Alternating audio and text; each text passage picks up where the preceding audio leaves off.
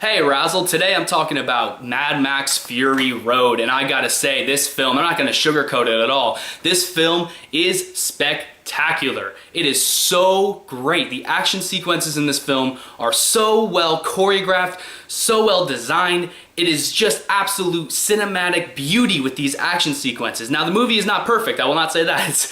It is not a perfect movie, but it is a hell of a good time at the theater. Okay, so first I'm going to talk about some of the positives, and I think the elephant in the room is obviously the main positive is how great these action sequences are. They are so well put together. It is beautiful. We've fallen these problems, I think, with the past like 10, 20 years with these action films has really been because of like a lot of these big blockbusters like the Transformers movies or some of the superhero movies.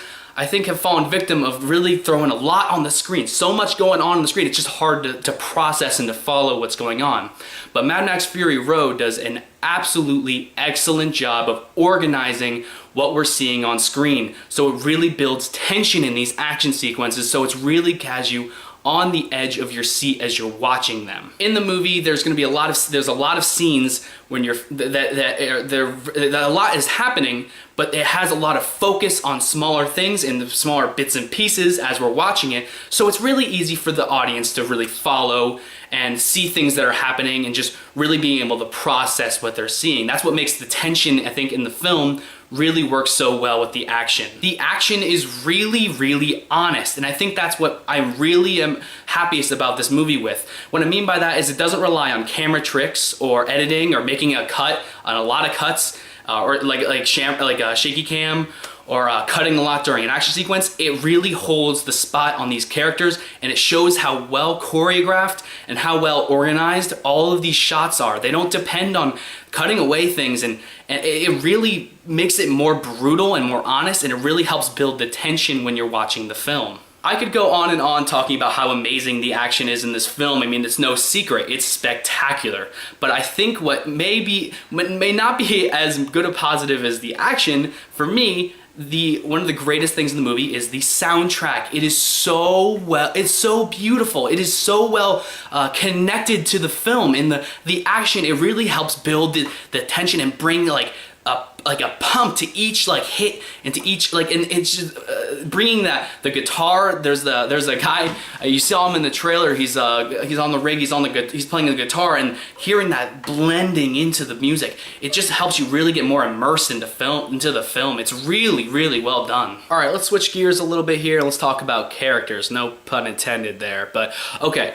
So the absolute greatest character in the film was Imperator Furiosa, hands down the deepest and I think best character in the film, played by Charlize Theron.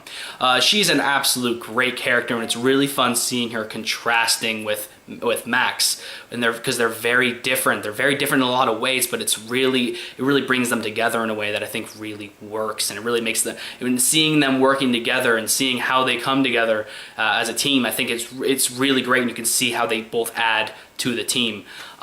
You see with Max, he's more short-sighted. He's more about finding survival, just the task right in front of him, taking one step at a time. That's kind of where what Max is all about, and that's kind of how he's been in all the films previously. That's why he kind of keeps stumbling into other groups. With Furiosa, she's more long-sighted. She's more about finding what to do, where am I going to go in the future, and I think that's seeing them in the film. You see they're both kind of clashing with ideals for what they want to do, and then you get to see how they both transform as the movie continues and understanding each other. I think that's what really makes these two characters work. Tom Hardy's playing Mad Max, or just goes by Max.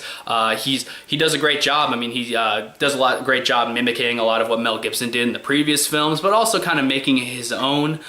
So yeah, I mean, I don't really have much complaints for him. I don't think he's the best character in the film, but Max has really kind of been more of a segue for the audience when we're watching to kind of get thrown into these situations. So really, no complaints. Hugh Keys-Byrnes makes a return to the Mad Max franchise. This time he's not playing Toe Cutter. This time he's playing Immortan Joe. What I think of his character, I was a little disappointed, if I'm being totally honest. I would have liked to have seen more depth to his character, see a little more, so he could appear more menacing, more evil. He kind of just feels like he's retrieving.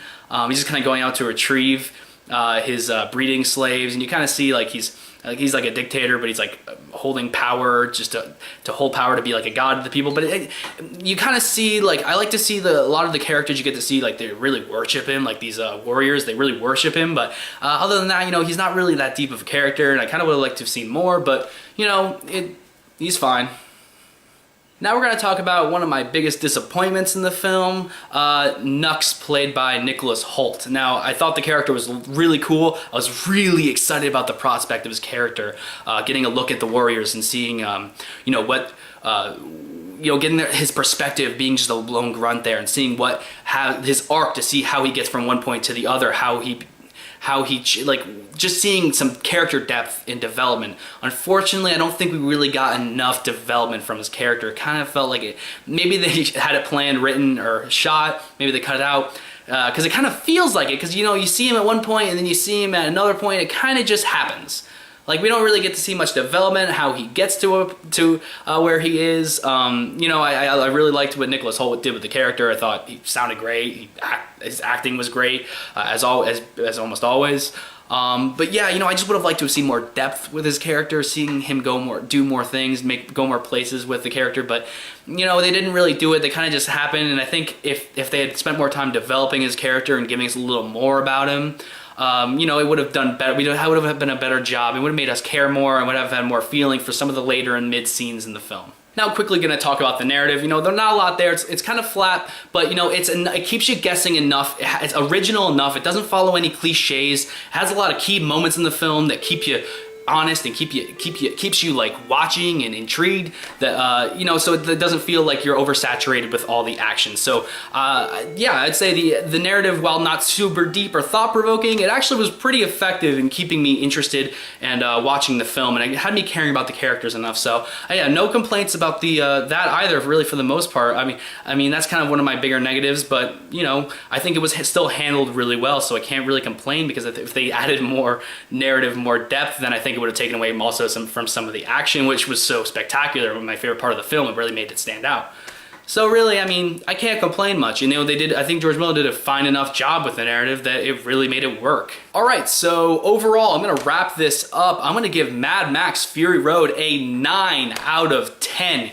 Yes, this film was absolutely fantastic. It had a lot of great action. It had enough narrative to keep you going. It had interesting characters. It was a great action film, and I'm telling you guys, you gotta go see it. Right now I'm still battling whether or not Mad Max Fury Road or Kingsman is my favorite film of the year. I give them both a 9, so I'm still a little skeptical. I don't know which one I'm gonna pick. I'm thinking about it every day. I'm going back and forth. I'd like to see both films again to make my final judgment, but man, guys, I'm telling you, go pay your money to go see this movie. Watch it on the biggest screen. Watch it in 3D. I mean, I didn't really talk about the 3D. The 3D was okay. You don't have to see it in 3D, but it still made it a lot more fun. So guys, go see this movie. Thank you for watching Razzle.